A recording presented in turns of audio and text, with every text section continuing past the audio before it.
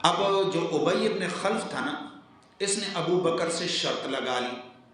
اچھا شرط تو جوا ہے، یہ حرام ہے، آپ جانتے ہیں نا، لیکن اس وقت اس کی حرمت نازل، جیسے مکہ میں شراب کی حرمت بھی نہیں تھی تو اس کی بھی حرمت نہیں تھی، جوئے وغیرہ شرطیں لگاتے تھے لوگ. ابی ابن خلف نے شرط لگائی ابو بکر سے. ابو بکر کے پاس آیا مذاق اڑاتے ہوئے کہ اچھا تمہارے قرآن میں یہ باتیں نازل ہوئی ہیں، چلو میں تم سے ایک شرط لگاتا ہوں، چلو 3 سال کی شرط. چونکہ بضع کا لفظ آیا تو بضع کا اطلاق 3 سال پر ہوتا ہے، تو اگر 3 سال میں رومی غالب آ گئے تو میں تمہیں 100 عمدہ نسل کے اونٹ دوں گا، اور اگر رومی غالب نہیں آئے تو تم مجھے عمدہ نسل کے کیا دو گے؟ 100 اونٹ دو گے. ابو بکر نے فرمایا کہ بھائی تم ٹھہرو ذرا، میں مشورہ کر کے آتا ہوں.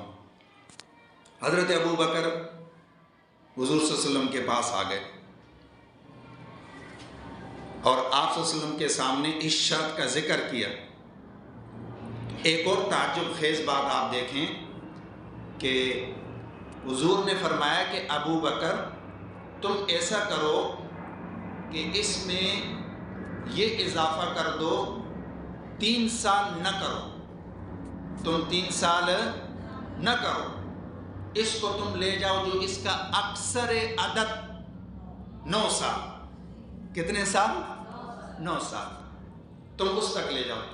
بولو بھائی ٹھیک ہے، یہ شرط تو مجھے منظور ہے، لیکن عدد ہم کتنا کریں گے؟ اچھا پہلے اس نے 10 اونٹوں کی شرط لگائی تھی، 3 سال اور 10 اونٹ. حضور نے فرمایا کہ تم اس سے یہ کہو کہ وہ تمہاری یہ بات مان لے کہ 3 کے بجائے 9 سال، اور تم اسے کہو کہ بھئی 100 اونٹ کی شرط لگاتے.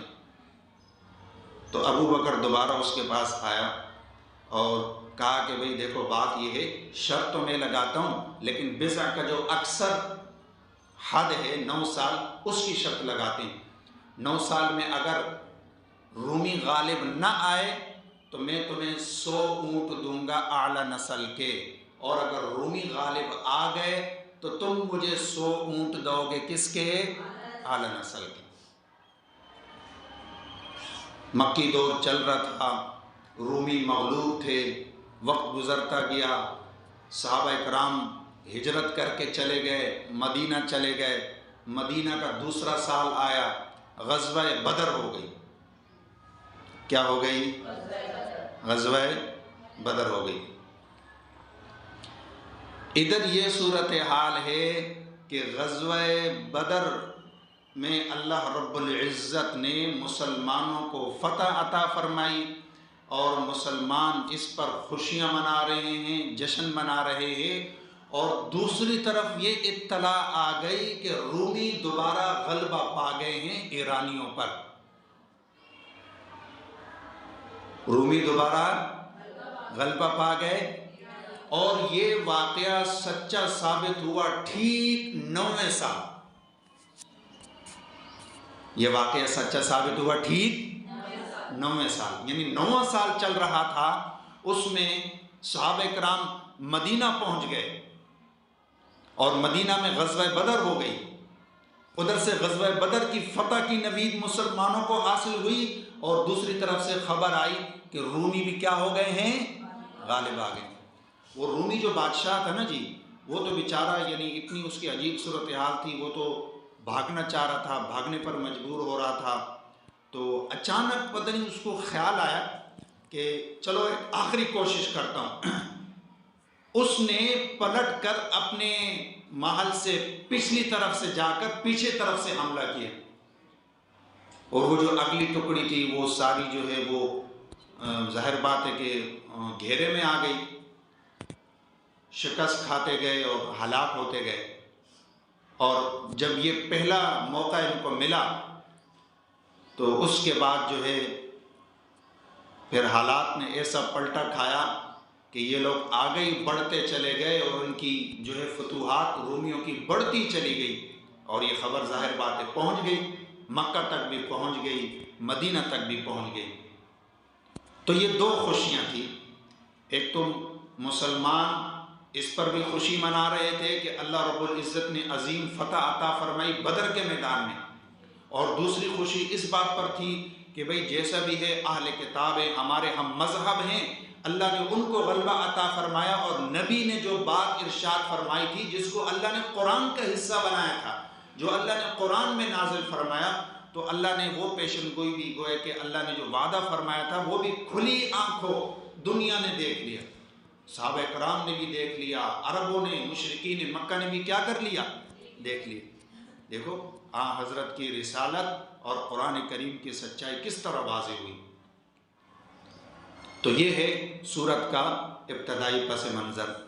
اچھا، وہ جو شرط لگائی تھی نا ابو بکر نے، اب جب مدینہ میں آپ صلی اللہ علیہ وسلم آ گئے، صحابہ کرام آ گئے، تو مدینہ کا یہ دوسرا سال تھا، وہ حالات ایسے ہوئے کہ وہ بہت ساری چیزیں جو مکہ میں حلال تھی مدینہ میں کیا کر دی گئی؟ انما الخمر والمیسر والانصاب والازلام رجس من عمل الشیطان فاجتنبوہ، پڑھ چکے ہیں نا آپ جی سورہ مائدہ۔ تو میسر، جوا، شرط وغیرہ، تو حضرت ابو بکر آئے حضور کے پاس، یا رسول اللہ میں تو شرط جیت گیا ہوں، اور ابھی اچھا وہ وقت ایسا تھا کہ ابی ابن خلف ہلاک ہو گیا تھا، ابی ابن خلف مر گیا تھا، اور شرط اس کے ساتھ تھی، لیکن عرب اپنے وعدے کے اتنے پکے ہوتے تھے کہ اس کے بیٹے نے پیغام بھیجا، ابو بکر تم شرط جیت گئے ہو، اب بتاؤ کیا کرنا ہے، ہم 100 اونٹ دینے کے لیے کیا ہیں؟ تیار۔ ابو بکر نے پھر کہا کہ ٹھہرو میں تمہیں بتاتا ہوں۔ ابو بکر پھر آئے حضور کے پاس، یا رسول اللہ وہ جو شرط لگی تھی وہ تو میں جیت گیا ہوں، ابی ابن خلف تو نہیں، اس کے بیٹے کہہ رہے ہیں کہ بھائی میں وہ کس طرح ادا کروں، میں ادا کرنے کے لیے تیار ہوں۔